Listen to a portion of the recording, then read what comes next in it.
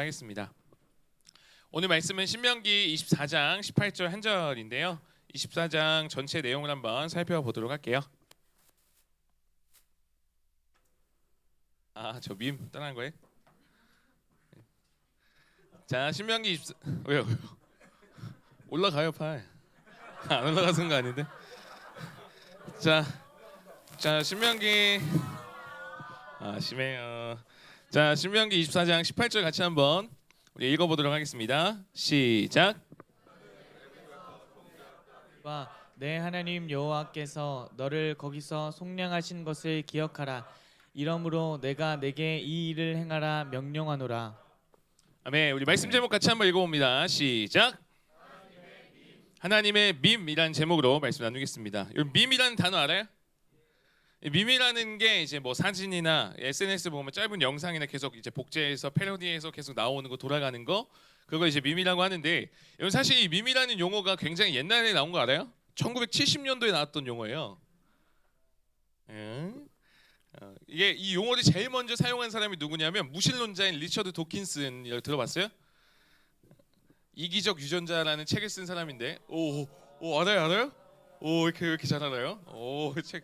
이 사람이 제일 먼저 이 밈이라는 단어를 썼습니다. 그러니까 유전자의 특징은 이분은 신을 믿는 사람이 아니에요. 그래서 유전자의 특징은 자기 복제를 계속해서 해간다는 거예요.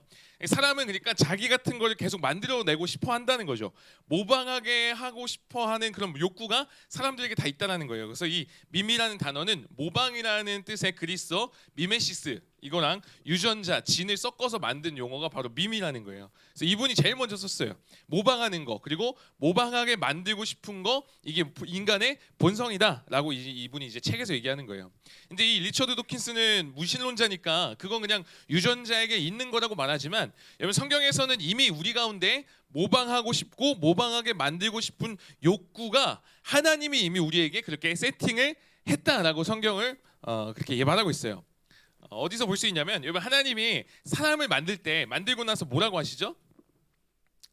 보시기에 좋았더라, 그죠? 그리고 사람 말고 다른 거는 그냥 만드셨는데 사람은 뭐의 형상대로 만들었다고 해요? 하나님의 형상, 즉 사람은 곧 뭐냐면 하나님의 밈이라는 거예요, 밈. 그러니까 하나님은 당신을 하나님의 형상대로 여러분을 하나님의 형상대로 만들었어요. 그래서 우리에게 뭐가 있냐면 하나님의 어떤 성품, 하나님의 성향, 사랑하고 선을 추구하고 이런 여러 가지 것들이 우리는 하나님을 닮아 있어요. 그래서 우리는 하나님의 밈이라는 거죠. 하나님의 형상. 근데 이게 문제가 생겨요. 지금 우리가 막 사랑을 추구하고 착하게만 살려고 하지 않아요. 왜 그렇죠? 하나님의 밈으로 살아가던 이들이 죄를 짓습니다. 이 죄로 인해서 하나님으로부터 어긋났어요. 우리가 하나님의 밈으로부터 벗어나요. 하나님의 밈으로 계속해서 우리도 하나님의 밈을 만들어내야 되는데 어긋나서 죄인의 밈을 만들어내기 시작하는 거죠. 그래서 결국에는 이 세상이라는 컴퓨터가 바이러스로 전염이 되죠. 이걸 구원하려고 이걸 바꾸려고 예수님이 오셔서 회복시켜 주시고 우리에게 다시 하나님의 밈으로 살아가도록 해주시는 거, 그게 우리 성경의 스토리라는 거죠. 하나님의 형상대로 우리가 살아가는 거예요. 하나님을 모방하고 하나님을 닮은 하나님의 밈으로서 세상도 그렇게 살아가도록 하는 거, 이게 우리가 갖춰야 될 하나님의 뜻이다라는 거예요. 쉽게 말씀드리고 싶은 건 뭐냐면 여러분 우리 안에 모방 욕구가 있대요. 사람 안에 기본적으로 모방하고 싶고 모방을 시키고 싶은 그런 욕구가 있다는 겁니다. 그래서 여러분 실제로 여러분 어떤 걸 모방하면서 계속 따라가잖아요. 옷 살 때 어떤 거 사요? 뭔가 옷 잘 입은 사람의 패션을 보고서 나도 저렇게 입어봐야겠다, 이거 진짜 예쁘다 하면서 사잖아요. 어떤 떠올리는 스타일, 따라하는 스타일이 있다고요. 그러면 맛집 같은 거 왜 찾아가요? 누가 이거 먹었대, 이거 맛있대 라고 하면서 그거 모방하면서 또 가서 우리도 먹는 거죠. 계속해서 보고 듣고 영향을 받은 거, 그거를 우리가 따라하려고 하고 모방하려고 합니다. 이 기본적인 사람의 욕구라는 거예요. 그뿐 아니라 우리는 누군가를 나를 닮고 나를 모방하게 만들고 싶어하는 게 또 사람의 욕구래요. 그래서 연애하면서 왜 그런 거 경험해 연애를 그렇죠, 안타까운데 하지만 상상해봐요. 연애하면서 여러분 서로 마음을 계속 맞춰가려고 하잖아요, 그죠? 너 이렇게 나한테 맞춰야 돼. 상대방한테 계속 그런 요구하잖아요, 요구. 서로 닮아가게 하고 싶어 하는 거, 이게 있다라는 거예요. 그리고 실제로 연애하고 부부들 보면은 되게 닮았다고 얘기하잖아요. 닮았다. 서로 모방하게 만들고 싶어 한다라는 거죠. 그래서 여러분 사람들이 성공하면 뭐예요? 성공하면 어떤 기업가가 굉장히 성공하면 꼭 뭐예요? 자서전 쓰잖아요. 자서전. 그 자기 이름으로 무슨 뭐 재단 같은 거 세우고 그래서 나 따라 해봐요. 이렇게 하면서 이렇게 살아가 보라고 계속 그렇게 얘기하는 거. 누군가 나를 모방시키고 싶어하는 거죠. 이거 우리 신앙에도 한번 적용해 볼 수 있어요. 하나님 나라에도 그대로 적용이 됩니다. 여러분 에베소서 4장 13절에 보면 이런 말씀이 있어요. 이거 한번 읽어볼게요. 시작. 나 하나님의 아들을 믿는 것과 아는 일에 하나가 되어 온전한 삶을 이루어 그리스도의 장성한 분량이 충만한 데까지 이르리니. 네, 그리스도의 장성한 분량이 충만한 데까지 이뤄야 된다라는 거예요. 우리가 그리스도인이에요. 하나님의 자녀인 우리는 구원 받았으니까 우리는 천국 백성이니까 나중에 죽어도 천국 가니까 이 땅에서 마음대로 살아야지 이거 아니라는 거예요. 우리에게 그 가운데 목표가 있고 목적이 있다. 그게 뭐냐면 그리스도의 장성한 분량까지 자라가는 거. 너를 지으신 하나님의 밈으로 하나님의 형상으로 이제 하나님 더욱더 닮아가야 된다. 이게 우리의 목표가 되어야 된다는 거예요. 너를 구원하신 예수님을 흉내내고 모방해서 그리스도의 장성한 분량까지 가는 거. 예수님을 닮아가는 거. 하나님의 밈으로 살아가는 거. 그게 우리에게 필요하다라는 거죠. 구체적으로 어떻게 해야 될까요? 그 중에 하나가 오늘 말씀 신명기 24장에서 얘기해 주고 있어요. 우리 14절과 15절 한번 읽어볼게요. 시작. 곤궁하고 비난한 품꾼은 너희 형제든지 내 땅 성문 안에 우거하는 객이든지 그를 학대하지 말며 그 품삯을 당일에 주고 해진 후까지 미루지 말라. 이는 그가 가난함으로 그 품삯을 간절히 바랍니다. 그가 너를 여호와께 호소하지 않게 하라. 그렇지 않으면 그것이 내게 죄가 될 것임이라. 네, 좀 어려운 말들 뭐 이렇게 나오는데 품삯을 받아야 되는 품꾼들이 나오고 그리고 공궁한 사람들이 나와요. 누구죠? 정리하면 약자입니다. 약자. 도움이 필요한 사람들이에요. 이러한 자들은 도움이 없으면 누군가가 사랑을 베풀지 않으면 품삯을 오늘 주지 않으면 살아가기 어려운 사람들입니다. 우리에게는 그게 있다는 거예요. 여러분 팔이 우리가 양팔이 있잖아요. 한쪽 팔은 예수 그리스도를 붙잡아야 돼요. 우리가 닮아가야 되는 예수 그리스도. 그리고 다른 한 팔은 어떻게 해야 돼요? 난 예수를 본받고 나는 예수를 모방하면서 따라가야 돼요. 그리고 다른 한 손으로는 다른 연약한 자들, 가난한 자들, 약한 자들을 붙잡아야 된다는 거예요. 그래서 양쪽을 다 붙들고 살아가는 사람을 성경에서는 그리스도인이다라고 얘기하는 거죠. 그러니까 예배만 잘 들려서 안 되는 거예요. 그리고 사랑만 해서도 안 되는 거예요. 이 두 가지를 다 잡아야 진짜 그리스도인이다라고 얘기하는 거죠. 지난주 설교 제목 기억나요?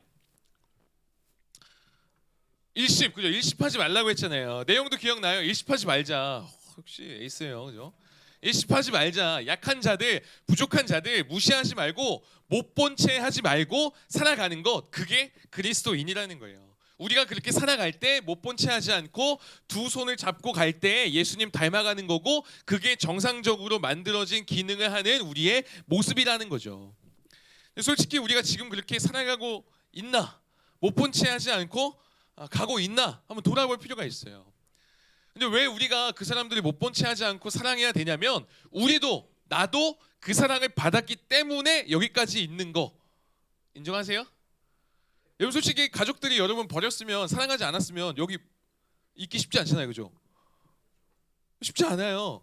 가족들이 내가 아플 때 날 막 무시하고 돌봐주지 않았으면 내가 지금 멀쩡하게 이렇게 있을 수가 없어요. 가족들이 지금도 부모님들이 어떻게 해요? 일해서 여러분에게 막 용돈 주고 음식 제공해주고 옷 사주고 이러지 않으면 우리는 살아갈 수가 없다고요. 그 다른 이로부터 사랑을 받았기 때문에 우리가 이 자리에 있는 것처럼 이 모든 것을 허락하신 하나님으로부터 이 모든 것이 왔고 내가 누리고 있구나 이거 인정할 때 하나님께 감사할 수 있고 우리가 다른 약자의 손을 잡아줄 수 있다는 거예요. 근데 이렇게 돼야 되는데 문제는 뭐냐면 우리가 자꾸 우리 머릿속에 뭐가 있어요?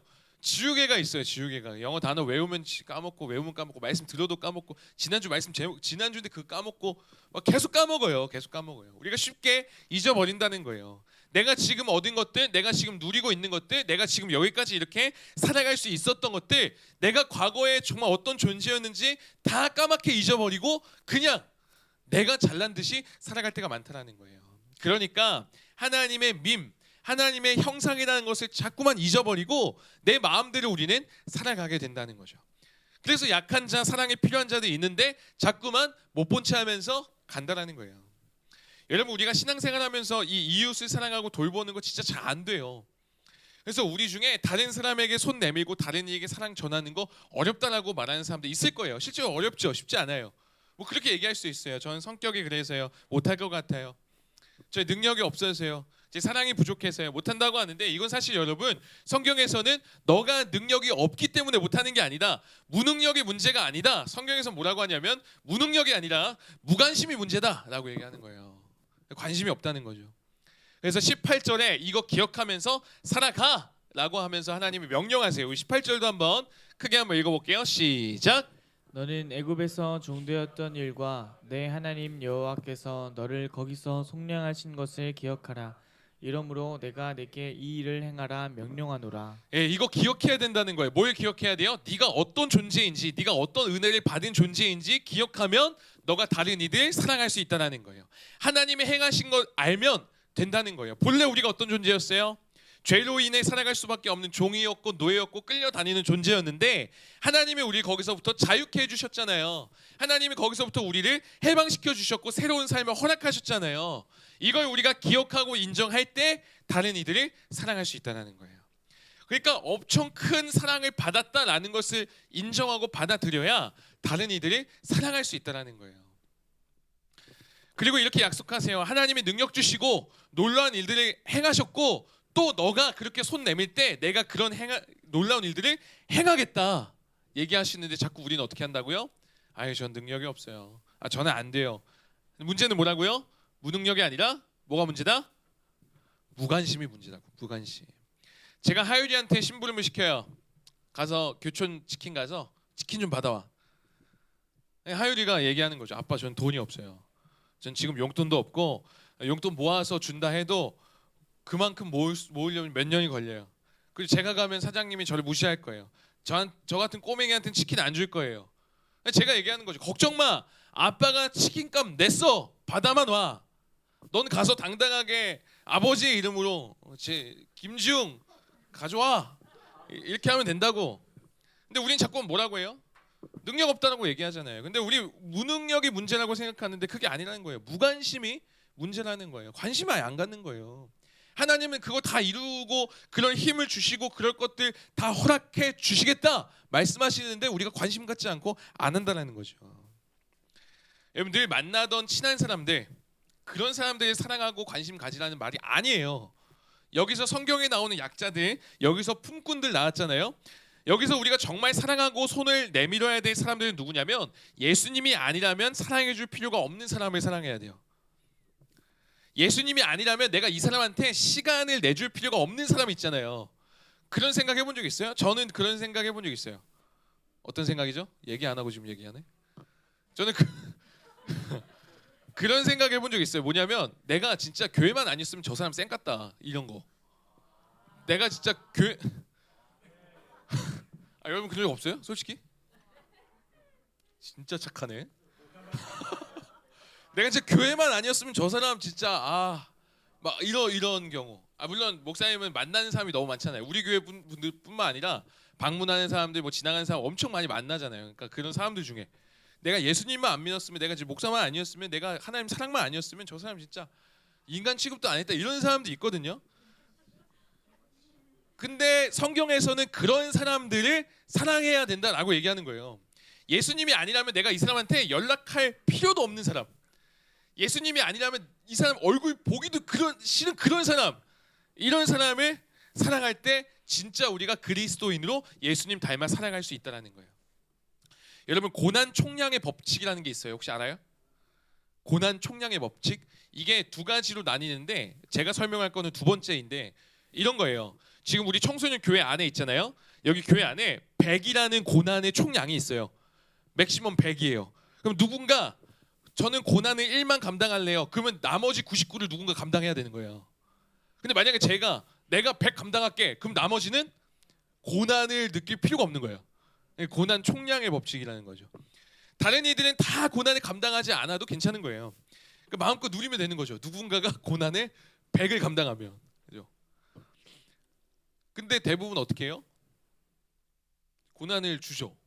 주고 이 사람한테 주고 오히려 막 고난이 늘어나. 총량 100인데 갑자기 200되고 막 300되 이상해 막.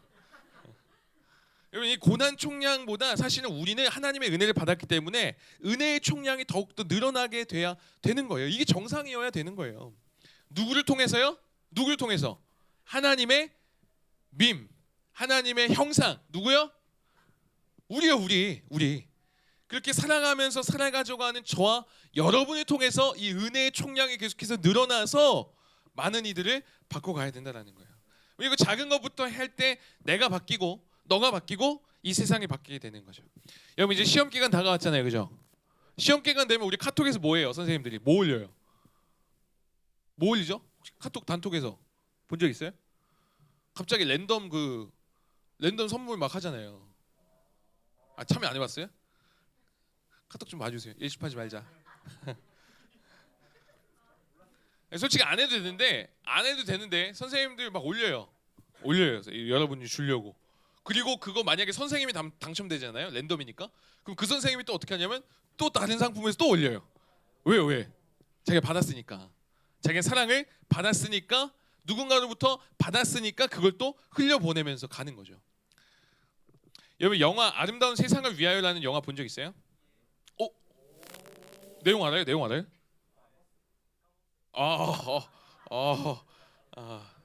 우리 머릿속에 이게 지우개가 있어요. 지우개가 계속 까먹어요.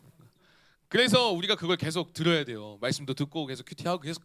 하여튼 이 스토리가 이래요. 해담이가 까먹은 스토리가 이건데, 중학교에 입학한 이 트레버라는 주인공이 있어요. 트레버 기억나요? 안 나요? 좀 더 갈게요. 이 트레버가 사회 선생님 유진 시모네에게 세상을 바꿀 수 있는 아이디어를 한번 생각해보고 실천해라 라면서 과제를 내줘요. 근데 이 트레버가 어떻게 할까 고민하다가 선행의 릴레이를 이제 시작하게 됩니다. 그러니까 한 사람이 세 사람한테만 선행을 베풀면 그 세 사람이 또 다른 세 사람에게 선행을 베푸는 거예요. 그게 삼제곱이 계속 되는 거죠. 그러면서 계속해서 세상이 선행의 릴레이로 엄청나게 바뀌어 간다. 그래서 이 트레버가 자신의 이 주변 사람들에게 도움을 주기 시작하는 거죠. 그리고 그 사람들이 다시 또 다른 사람에게 도움을 주는 선행 릴레이를 계속해서 시작해가는 거. 이게 점점점 커져서 세상이 바뀌게 된다는 게 영화의 큰 줄거리였어요. 그러니까 이 영화는 어떤 한 사람의 그 수고, 한 사람의 사랑, 한 사람의 선행의 그 시작이 이 세상을 바꿀 수 있다는 것을 보여주는 그런 영화예요. 그래서 해담이 굉장히 감동적으로 봤다는데 여러분도 한번 봐보세요. 감동적이에요.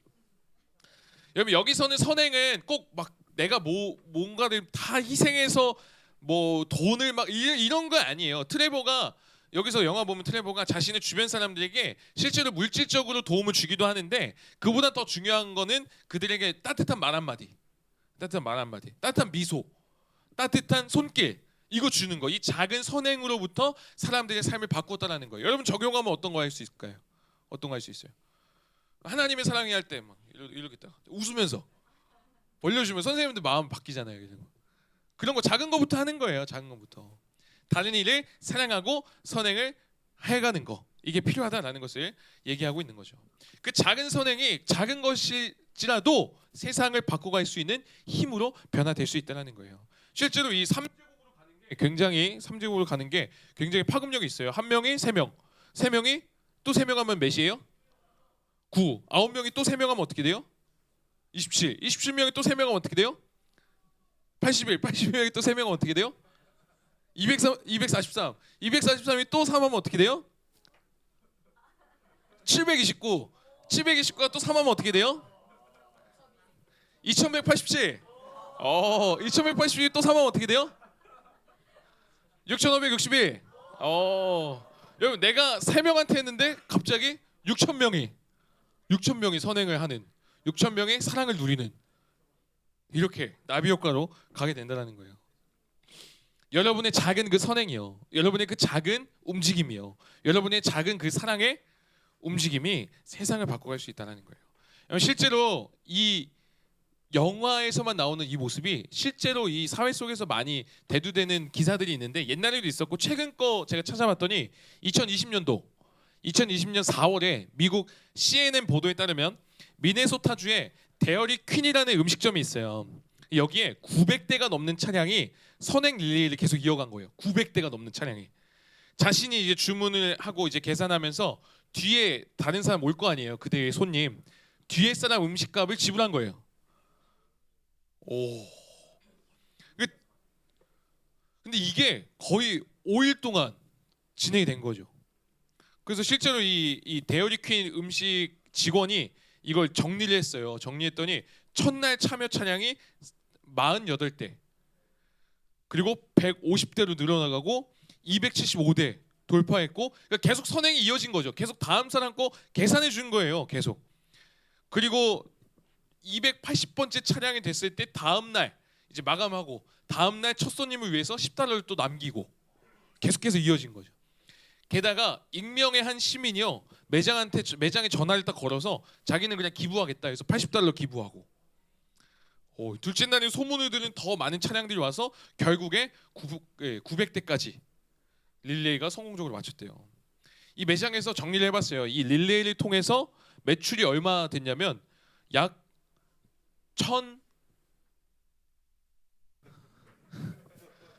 1,000원 아니고 약 1,085만 원, 1,085만, 1,000만 원. 아, 너무 작아요? 아, 좀 아쉽나요? 그 드라이브 스루로 가니까 작은 거예요. 뭐 소고기 팔 수는 없잖아요. 드라이브 스루, 그죠? 아이스크림, 뭐 햄버거 이 정도니까. 햄버거를 여러분 1,000만 원이면 뭐 상당하잖아요. 하여튼 상당한 움직임 아니에요? 그러니까 누군가의 작은 선행 한 뭐 5천 원, 그게 시작돼서 1,000만 원까지 간 거예요. 작은 선행이 계속 이어진 결과 이렇게 됐다라는 거예요.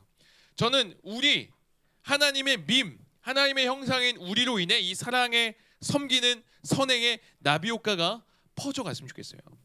그런 말이 있어요. 우연은 없습니다. 사랑은 만들어가는 겁니다. 명언이죠. 우연은 없어요. 사랑은 만들어가는 거예요. 여러분 갑자기 맞아요. 우연쌤 없어요 지금.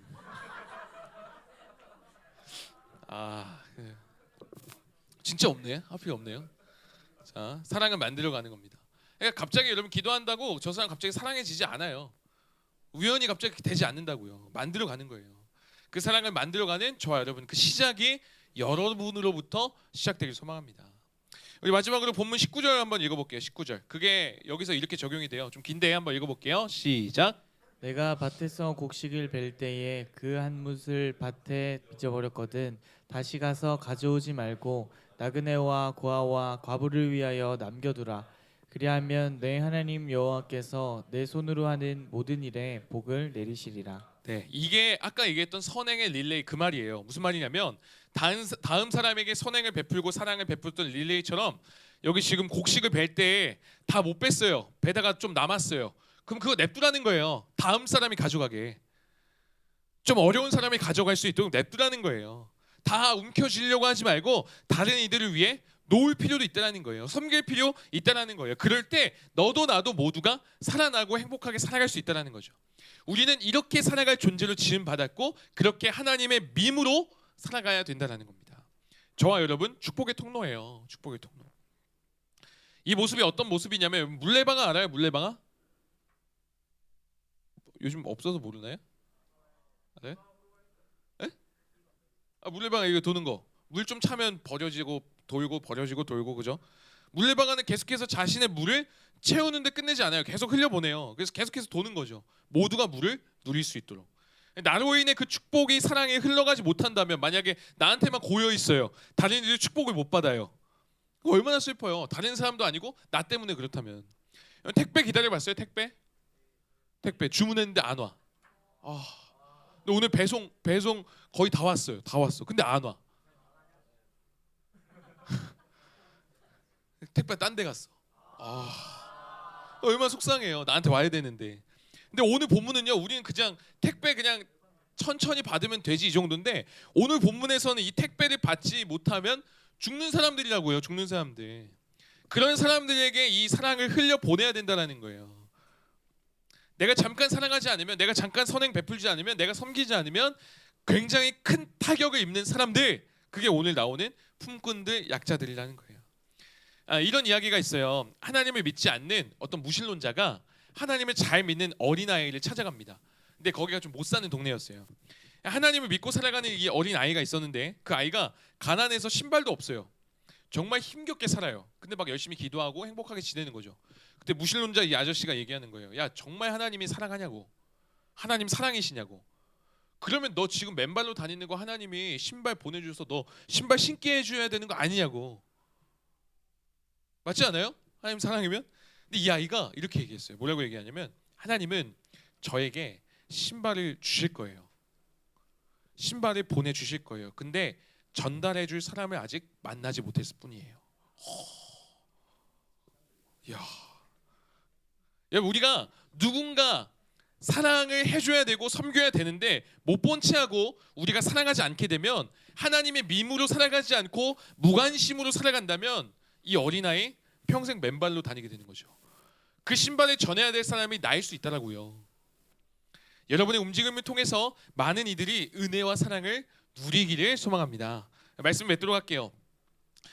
설교 준비하면서 좀 이렇게 나누는 삶에 대해서 좀 고민하다가 페이버라는 책 알아요 혹시?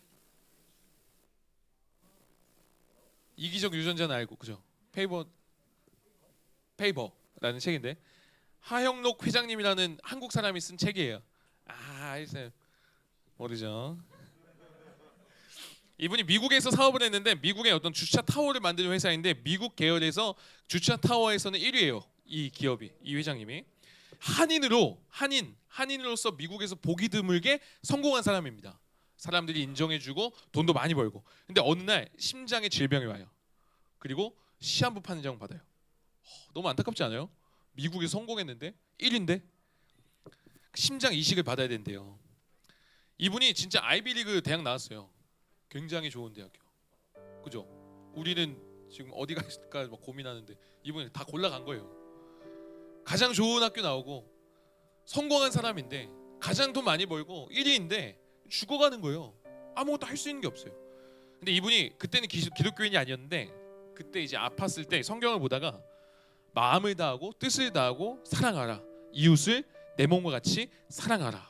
이거 딱 보면서 하나님으로 살아가야 되는구나. 내가 돈으로 이거 살 수 없구나. 내가 돈 많이 벌어도 내가 이거 어떻게 내 인생 어떻게 할 수가 없구나. 이웃을 사랑하고 하나님의 사랑으로 은혜로 살아가야 되는구나. 내 돈으로 하는 게 아니구나. 혼자서는 결코 살아갈 수 없구나. 그래서 이분이 이렇게 기도해요. 뭐라고 기도하냐면 하나님 저 살려주시면 이웃을 위해 살겠습니다. 이웃에게 사랑 베풀며 하나님 위해 살겠습니다. 그리고 나서 소식이 들려와요. 심장 이식자가 생겼대요. 심장이 생긴 거예요. 기증자가 나타났대요. 근데 거기 이제 심장 병원이니까 옆방에 이제 환자가 있었는데 같은 증상인데 내일이면 죽게 되는 환자가 있었어요. 근데 간호사가 와서 그냥 심장 이식 이제 기증자가 생겼습니다 이 말만 하면 되는데 옆에 환자 얘기를 해주는 거예요. 회장님이랑 동일한 환자가 있는데 내일이면 이제 죽습니다. 이분은 심장 기증자가 나타나지 않았는데 회장님 정말 행운이네요. 이런 얘기는 입이 방정이네요. 막 이러면서 잠깐.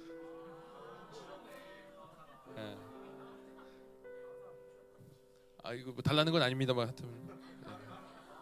하여튼 근데 이 얘기 들으면 어때요? 마음이 좀 그렇잖아요. 근데 이 하영록 회장이 엄청난 결심을 해요. 어떤 결심이냐면 내가 그 사람한테 심장 줘야겠다 이 생각하는 거예요. 왜냐하면 기도했잖아요. 이웃을 내 몸과 같이 사랑하고 하나님 위해 살아야겠다. 양보해야겠다. 그래서 간호사한테 얘기했대요. 양보하겠다. 내가 양보하겠다. 말했더니 간호사는 또 아니라고. 그러려고 이야기한 거 아니라고. 그러면 왜 얘기해요? 왜? 근데 실제로 양보해요. 양보하고 죽을 위기 가운데 있는데 극적으로 심장 기증자가 또 나타나요. 이분도 살게 됩니다. 그리고 회복 후에 사업을 했는데 잘 돼요. 잘 되고 이게 은혜를 나누는 인생이다 하면서 이런 스토리로 쭉 글을 쓴 책이 페이버라는 책이에요. 그러니까 여러분도 심장을 나누세요. 제가 이 말을 하고 싶은 게 아니라 심장 나누면 우리 끝이잖아요. 그 말을 하는 게 아니라 복음을 기억하라는 거예요. 뭐냐면 우리는 사실 작은 것도 양보 못해요. 그러나 사실 내가 고난 받아야 되고 죽어야 될 나를 위해서 예수님이 대신 죽어주셨잖아요. 그분이 나를 대신해서 그 모든 것을 다 주셨잖아요. 이 회장님 말로 따르면은 심장을 우리에게 주신 거잖아요. 그리고 그분의 놀라운 생명이 우리한테 왔잖아요. 그래서 우리가 하나님 아버지라 부르고 힘들 때 기도할 수 있고 막 그렇게 갈 수 있는 거잖아요. 그래서 하나님의 허락하신 그 많은 것들이 있는데 그 가운데 하나님 주셨구나, 감사함으로 나에게 있는 것을 하나씩 조금씩 흘려보내기 원한다는 거예요. 하나님은 여러분이 잘 먹고 잘 살라고, 여러분 혼자 독식하라고 생명 주신 분이 아니라는 거죠. 나누어 보라는 거예요. 여러분의 삶의 자리에서 나눌 수 있는 것들. 그래서 우리 지금 영어 문법 스터디 하잖아요. 그거 돈 주고 하나요? 아니에요. 제가 돈 주고 사람 고용했나요? 아니에요. 하나님의 사랑을 받은 어떤 집사님께서 자신의 능력으로 나눈 거예요. 나누는 거죠. 여러분도 나눌 수 있는 거 뭐가 있을까요? 한번 생각해 보세요. 밥 모임 하면서도 한번 생각해 보세요. 내가 이번 주 나눌 수 있는 거 뭐 있을까? 물레방아처럼 계속해서 내가 나눌 수 있는 거 뭐 있을까? 하나님의 밈으로 온전히 살아가는 삶, 그게 뭐 있을까? 나눌 수 있는 거 뭐가 있을까? 한번 같이 밥 모임 하면서 꿈꿔봤으면 좋겠어요. 제 말씀을 읽어드리면서 마치도록 하겠습니다. 이사야 58장의 말씀인데요, 제가 그냥 쭉 읽어드릴게요. 한번 상상해 보세요. 상상. 우리가 꿈꾸는 나라에 대해서 이사야 선지자가 이런 얘기를 했어요. 꿈꿔보세요. 잘한 말이 아니라 들어보세요. 만일 네가 불공정한 관행을 없애고 남을 공연히 비난하는 일, 남의 허물을 들추는 일을 그친다면, 또 네가 굶주린 자들에게 아낌없이 베풀고 밑바닥 사람들을 위해 일하기 시작한다면 네 삶이 어둠을 뚫고 빛나기 시작할 거다. 그늘졌던 네 삶이 햇빛이 가득해지리라. 내가 가야 할 내 길을 항상 일러줄 것이다.